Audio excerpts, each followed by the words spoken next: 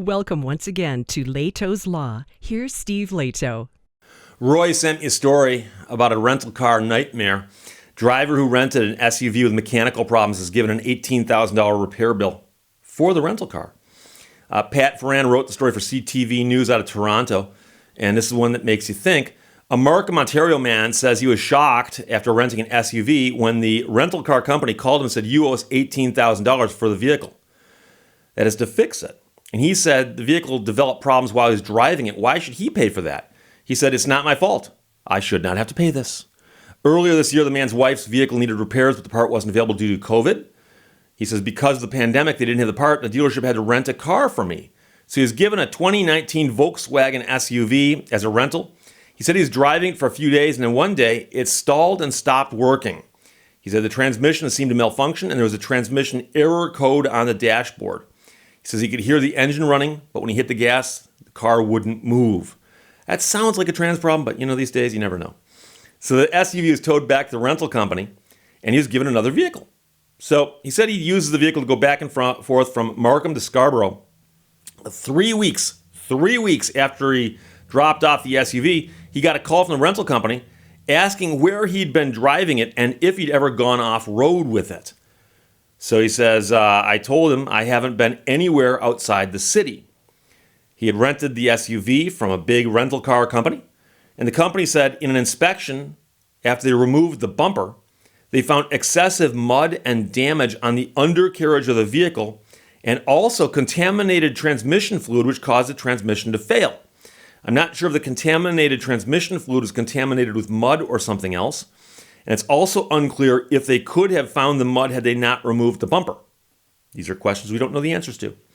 He was told he had to pay a repair bill of $18,369. I laugh because the number is so large. Of course, that's Canadian. He says, I was very shocked, no doubt, because it's definitely unfair and that amount is crazy. In a statement to CTV News Toronto, the rental car company said that a full inspection found damage to the vehicle's undercarriage as well as the presence of excessive mud. They said that internal failure occurred to the transmission, and based on diagnostic results, the damage occurred during this customer's rental period and is therefore his responsibility. And of course, the question is, could it possibly have had these problems before it was rented to this man? They claim that diagnostic results show that it wasn't, but who knows? The customer's been told he must pay the outstanding $18,000, but he says he's not sure how because he doesn't think he should have to, but it's also a lot of money, even Canadian. He said there is an $18,000 debt on my shoulder now. The rental car company also said rental vehicles are carefully checked to make sure customers are not charged for damage they didn't cause. The man didn't take out any additional insurance, but was told it would not have covered mechanical damage anyway. And that's probably true. So, this is one of those great cases where I'm going to get a ton of comments going, well, if you didn't do the damage, you doesn't owe the money. Well, if you did do the damage, you owe some money. And you, of course, are playing the role of a deity there, D-E-I-T-Y, deity. That is, you pretend that you have perfect knowledge of all facts, which no one ever does. And what this boils down to is who can prove what, who's willing to fight to prove what, and what's it worth to fight this battle. And so right now, they've asked for the money, and as of the writing of the story, he hasn't paid it. Okay, so they've asked, he hasn't paid. Now, if they want him to pay, and he doesn't after they ask him, are they going to sue him or not? And if they sue him, then yes, he's got to defend himself. And that becomes a proof issue. Who can prove what? They've got to prove that he damaged it while in his possession, and he's got to keep them from proving that, basically. The burden is on them. They'd be proving, they'd be suing him. Now, how do you prove these things? Well, it depends. If there's actually some kind of onboard system on this vehicle that can actually track the health of the transmission, and they can actually show it by days, and it actually, makes it into his rental, and then all of a sudden, boom, there's a problem here, and that contamination of the transmission can be linked somehow to off-roading the vehicle, like there's mud in the transmission somehow. How's that work?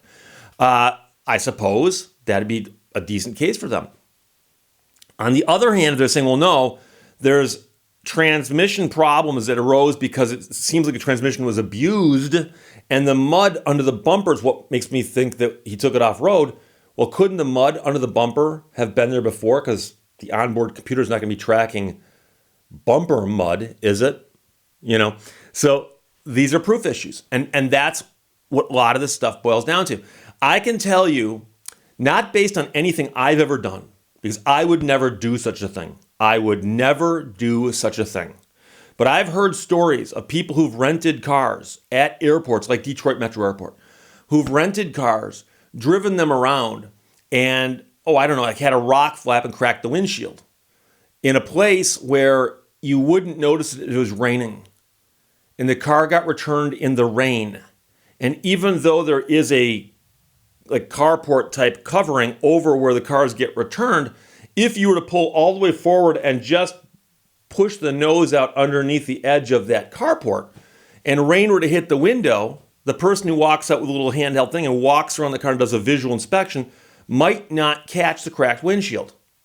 That's a great example that I just made up now out of thin air as to something, did I say earlier it could have actually happened? I'm sorry, pure thin air, the type of air you get 5 feet above the top of Mount Everest. Just yanked it out of thin air. Now the question becomes, later, do they spot that cracked windshield? Does the windshield crack get worse? And what happens if 2 or 3 people down the road, someone's driving down the road, or it's a really hot day, then it becomes really cold overnight, and the next morning the crack goes all the way up, and the person brings the car back and goes, I don't remember that thing cracking, but I didn't hit anything, nothing happened. What happens then? Who pays for that? Are there answers to these questions? We don't know. But the point is, this kind of stuff could easily happen, as demonstrated by the facts I just gave you, which were made up, hypothetical in every sense of that word, but sound very, very plausible, doesn't it? So it makes you wonder. So the question that I would like to know with respect to the $18,000 transmission SUV in Canada is, can they link the mud under the bumper with the failure of the transmission in any reasonable fashion? Or are they simply saying, trans failed here and there's mud under the bumper? I don't know. We don't know the answer to that question. So in my mind, that's the best question here. If you think there's a better question, or if you think you can answer my question without having any further facts, feel free to put the answers below. I'm curious. So there's a lot of guys in my audience who know a lot more about cars than I do. And I openly, freely admit that. I'm not embarrassed or not, absolutely true. So if you have an answer or a question, put it below. Rental cars, though, are a whole different thing. I've rented a few cars in my life. I don't know if I've ever mentioned it before, but I have. So there you go. Driver rented the SUV with mechanical problems, given an $18,000 bill. Roy, thanks for sending it. Questions or comments, as always, put them below. I'll talk to you later. Bye-bye. Thank you for watching Lehto's Law. When everything's coming your way, you're in the wrong lane and going the wrong way.